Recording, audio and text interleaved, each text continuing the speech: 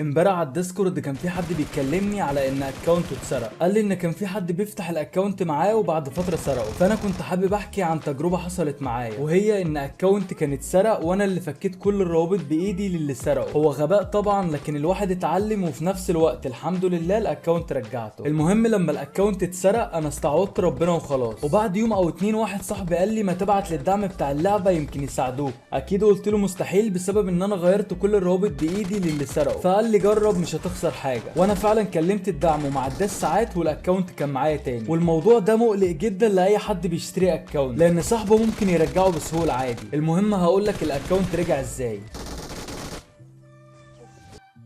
لما بتسجل خروج فوق على اليمين بتلاقي كلمة المساعدة. بعد ما دوست عليها دوست على مشكلة تسجيل الدخول إلى الحساب، وتحت هنا دوست على استرجاع الحساب، بعدين اكسبت وارسال شكوى، وهنا الاي دي بتاعك وهتروح على اخر صفحة.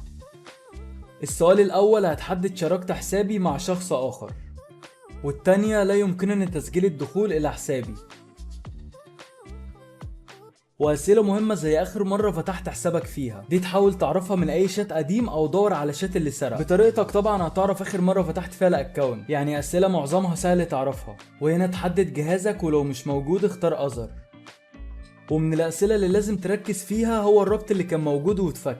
اكونتي انا كان فيه جوجل وتويتر، وهنا لو ربطته ببريد او رقم موبايل اكتبهم، ولو ما ربطتهمش حدد لم اكن بالربط، ولو كنت ربطته برقمين قبل كده يفضل تضيف الاتنين.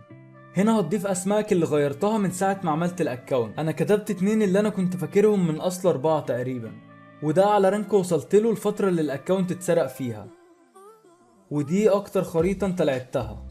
من الاسئلة المهمة برضو هي اسماء صحابك. شوف اكتر الناس كنت بتلعب معاهم قبل ما الاكونت يتسرق واكتب اسمائهم بالظبط. تكتب نفس الاسم حتى لو كان متزخرف.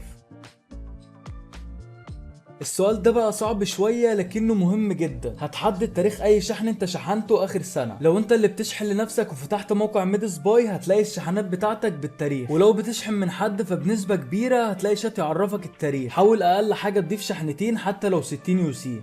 وهنا بيقولك مثلا لو الشكوى بتاعتك اتقبلت والاكونت رجع اكتب بريد تبقى تفتح منه الاكونت. يعني لو الشكوى اتقبلت الاكونت هيفتح من الايميل اللي هتكتبه هنا. ولو عندك اي دليل خارج الاسئله دي يثبت ان الاكونت بتاعك اكتبه في الخانه رقم 16 وتخلص ال 16 سؤال وتدوس ارسال.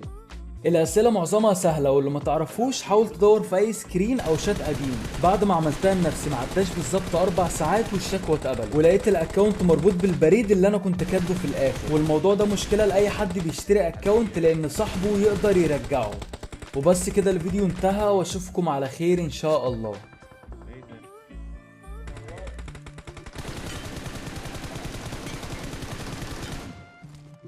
عاش يا ابن اللعيبة.